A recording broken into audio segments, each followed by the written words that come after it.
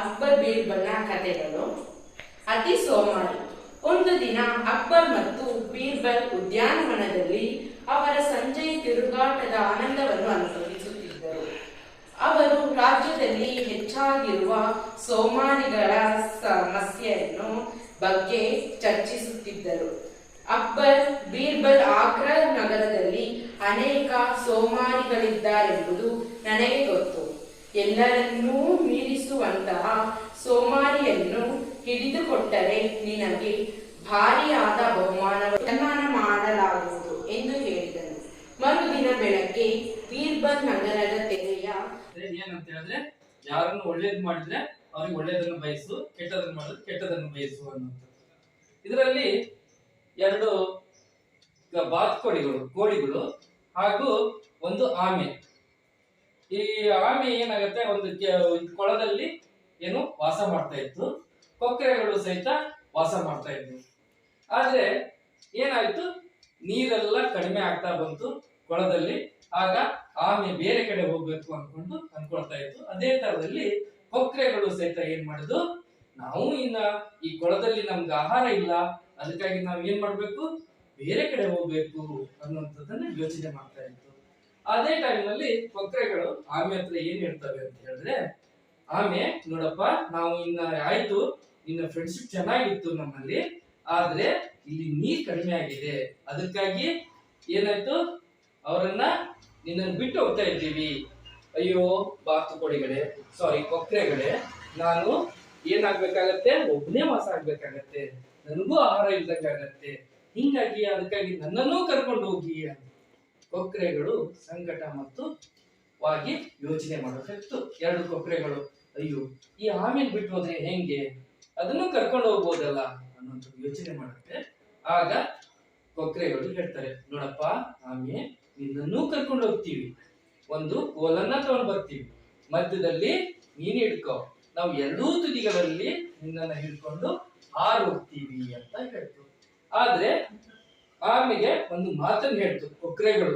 ಏನಂತ ಹೇಳ್ತು, ನೋಡು ಆಮೆ, ನೀನು ಎಲ್ಲಾದ್ರೂ ಬಾಯಿ ಬಿಟ್ರೆ ನೀನು ಸತ್ತೋ ಬಿಡ್ತೀಯ. ನೀನು ಅಲ್ಲಿ ಒಂದು ಹಳ್ಳಿ ಬಂತು, ಹಳ್ಳಿಯೊಳಗೆ ಎಲ್ಲಾ ಜನ ಏನ್ ಮಾಡಿದ್ರು, ಅಯ್ಯೋ ನೋಡಿ ಅಲ್ಲಿ ಎಷ್ಟು ಎರಡು ಕೊಕ್ಕರೆಗಳು ಆಮೆ ಹಿಡ್ಕೊಂಡು ಮೇಲ್ ಹಾಕ್ತಾ ಹೋಗ್ತಾ ಇದ್ದೇನೆ ಅಲ್ಲ ಅಂತ ಹೇಳಿ ಜನ ಕೂಗು ಸ್ಟಾರ್ಟ್ ಮಾಡ್ತಿದ್ದೆ. ಅವಾಗ ಏನಾಯ್ತು, ಆಮೆ ಅಯ್ಯೋ ನನ್ನ ನೋಡಿ ಹೆಂಗ ಕೂಗ್ತಾ ಇದ್ದಾರೆ ನೋಡು ಅಂತ ಹೇಳಿ ಅಲ್ಲಿಂದ ಬಾಯಿ ಬಿಟ್ಟು ಮಾತಾಡ್ಬಿಟ್ಟು ಮೇಲ್ಗಡೆಯಿಂದ ಕೆಳಗಡೆ ಆಮೆ ಬಿದ್ದು ಸತ್ತು. ಹಿಂಗೆ ಏನಂದ್ರೆ, ಈ ಒಂದೇ ಇದ್ರೊಳಗೆ ಯಾರು ಏನನ್ನ ಹೇಳ್ತಾರಲ್ಲ ಅದನ್ನ ನಾವು ಕೇಳ್ಬೇಕು, ಯಾವುದೇ ಕಾರಣಕ್ಕೂ ಹೇಳಿದ ಮಾತಿಗೆ ತಪ್ಪಬಾರದು ಅನ್ನುವಂಥದ್ದು.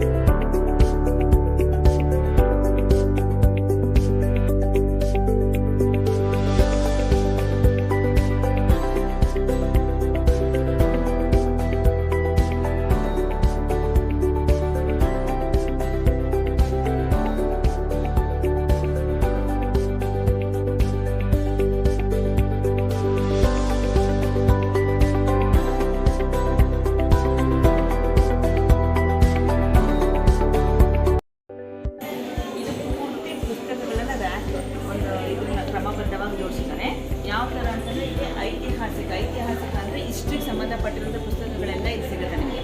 ಸಾಹಿತ್ಯ ಅಂದರೆ ಲಿಟ್ರೇಚರ್ ಅಲ್ವಾ, ಕನ್ನಡ ಯಾವ ಸಾಹಿತ್ಯಕ್ಕೆ ಸಂಬಂಧಪಟ್ಟಿರುವಂಥ ತಮಿಳು ಎಲ್ಲ ಭಾಷೆ ಸಾಹಿತ್ಯಕ್ಕೆ ಸಂಬಂಧಪಟ್ಟ ಪುಸ್ತಕಗಳನ್ನ ಸಾಹಿತ್ಯ ಅಂತ ಕರೀತಾರೆ. ಕಾದಂಬರಿ ನಾನು ಹೇಳ್ತಿಲ್ಲ, ದೊಡ್ಡ ಕಥೆ, ಕಾದಂಬರಿನೇ ಒಂದು ದೊಡ್ಡ ಕಥೆ. ಆ ಕಾದಂಬರಿ ಯಾವ್ಯಾವ ಇದಾವೆ ಇಲ್ಲಿದ್ದಾವೆ ನೋಡಿ. ಇಲ್ಲಿ ಮಕ್ಕಳ ಸಾಹಿತ್ಯ, ಚಿಕ್ಕ ಮಕ್ಕಳಿಗೆ ಬೇಕಾಗಿರೋ ಕಥಾ ಪುಸ್ತಕಗಳೆಲ್ಲವೂ ಸಹ ಇಲ್ಲಿದೆ. ಇಲ್ಲಿ ನೋಡಿ ಆರೋಗ್ಯಕ್ಕೆ ಸಂಬಂಧಪಟ್ಟಂಥ ಪುಸ್ತಕಗಳು ಸಿಗುತ್ತೆ.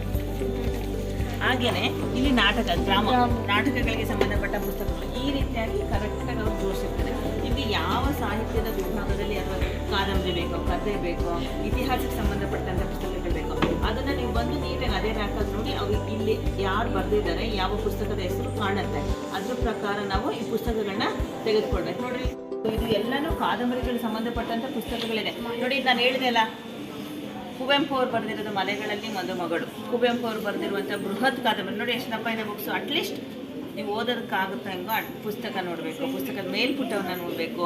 ಆ ಪುಸ್ತಕ ಯಾರು ಬರೆದಿದ್ದಾರೆ, ಯಾವಾಗ ಬರೆದಿರೋದು ನೋಡಿ. ಎಷ್ಟು ಚೆನ್ನಾಗಿ ಒಳಗಡೆ ಪುಟದಲ್ಲಿ ನೋಡಿ, ಮಲೆಗಳಲ್ಲಿ ಮದುಮಗಳು, ಉದಯ ರವಿ ಪ್ರಕಾಶನ ನೋಡಿ, ಮೈಸೂರಲ್ಲಿ ಪ್ರಕಟಣೆ ಆಗಿರೋದು. ಓದುಗರಿಗೋಸ್ಕರ ಇಲ್ಲಿ ಹೇಳ್ತಿದೆ, ಇಲ್ಲಿ ಯಾರೂ ಮುಖ್ಯರಲ್ಲ, ಯಾರೂ ಅಮುಖ್ಯರಲ್ಲ, ಯಾವುದು ಏಕಶ್ಚಿತ್ತವಲ್ಲ. ಇಲ್ಲಿ ಯಾವುದಕ್ಕೂ ಮೊದಲಿಲ್ಲ, ಯಾವುದಕ್ಕೂ ತುದಿ ಇಲ್ಲ, ಯಾವುದು ಎಲ್ಲಿಯೂ ನಿಲ್ಲುವುದೂ ಇಲ್ಲ, ಕೊನೆ ಮುಟ್ಟುವುದೂ ಇಲ್ಲ. ಇಲ್ಲಿ ಅವಸರವು ಸಾವಧಾನದ ಬೆನ್ನೇರಿದೆ. ಇಲ್ಲಿ ಎಲ್ಲಕ್ಕೂ ಇದೆ ಅರ್ಥ, ಯಾವುದೂ ಇಲ್ಲ ವ್ಯರ್ಥ, ನೀರೆಲ್ಲವೂ ತೀರ್ಥ ನೋಡಿ. ಅದು ನಮ್ಮ ಪ್ರೇಕ್ಷಕರು ಓದುವರು ನೋಡಿ, ಇಷ್ಟು ಸಲ ಮುದ್ರಣ ಆಗಿದೆ ನೋಡಿ. 1, 2 ನೋಡಿ, 2001 ತನಕ 8ನೇ ಮುದ್ರಣನೂ ಸಹ ಕಂಡಿದೆ. ಅಷ್ಟು ತುಂಬ ಪ್ರಸಿದ್ಧವಾದಂಥ ಕಾದಂಬರಿ. ಅಂಥ ಕಾದಂಬರಿಗಳನ್ನ ನಾವಿಲ್ಲಿ ನೋಡಬಹುದು.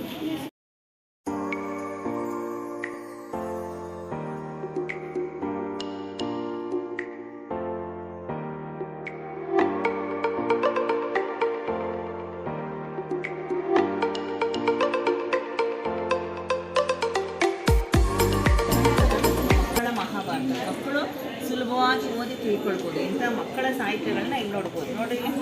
ಆಮೇಲೆ ಈ ಕ್ಲಾಸಿಕ್ ಕಥಾಮಾಲಿಕೆ ನೋಡಿ, ಮಾಯಾಲೋಕದಲ್ಲಿ ಅಲಿಸ್. ಇಲ್ಲಿ ಸಣ್ಣ ಮಕ್ಕಳು ಖುಷಿಯಾಗಿ ಓದೋಂಥ ಕಥೆಗಳೆಲ್ಲನೂ ಇದೆ. ಚಿತ್ರ ಸಹಿತ ಕಥಾ ಪುಸ್ತಕಗಳು ನೋಡಿ, ಇವೆಲ್ಲನೂ ಎಷ್ಟು ಚೆನ್ನಾಗಿದೆ ಅಲ್ಲ. ಹಿಂಗೆಲ್ಲ ನೀವು ಬಂದು ದೊಡ್ಡ ಪುಸ್ತಕಗಳು ಓದೋದು ಬೇಡ, ಪುಟ್ಟ ಪುಟ್ಟ ಮಕ್ಕಳ ಪುಸ್ತಕಗಳನ್ನ ಓದೋ ಸಹ ಓದೋ ಹವ್ಯಾಸ ನಿಮಗೆ ಬೆಳೆಯುತ್ತೆ. ಹೆಚ್ಚು ಓದೋದ್ರಿಂದ ಜ್ಞಾನ ಜಾಸ್ತಿ ಆಗುತ್ತೆ. ಮಾತನಾಡೋದು ಕಡಿಮೆ ಮಾಡಬೇಕು, ಓದೋದನ್ನು ಜಾಸ್ತಿ ಮಾಡಿದಾಗ ಏನಾಗುತ್ತೆ, ಜ್ಞಾನ ಸಂಗ್ರಹಣೆ ಆಗುತ್ತೆ ಅಲ್ವಾ. ಮಾತು ಬೆಳ್ಳಿ, ಮೌನ ಬಂಗಾರ. ಅರ್ಥ ಆಯ್ತಾ? ಬನ್ನಿ ಈ ಕಡೆ. ಮತ್ತೆ ಇನ್ಯಾವ್ಯಾವ್ದು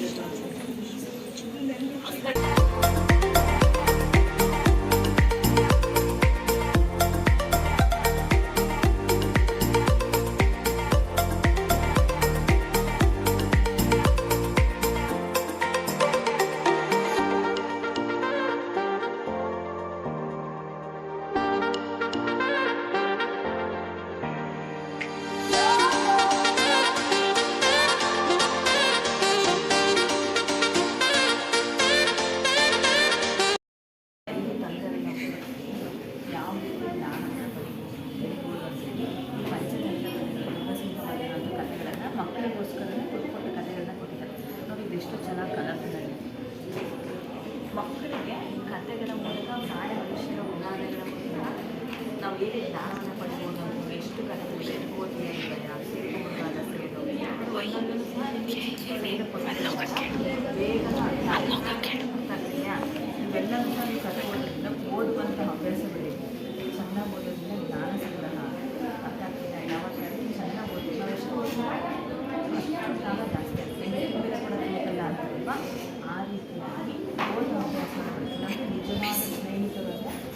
ನಿಜವಾದ ಸ್ನೇಹಿತರು ಅಂತಂದರೆ ಪುಸ್ತಕಗಳನ್ನು ಯಾರು ಇಷ್ಟಪಡ್ತಾರೋ, ಯಾರು ಓದ್ತಾರೋ ಅವ್ರಿಗೆ ಸೋಲೆ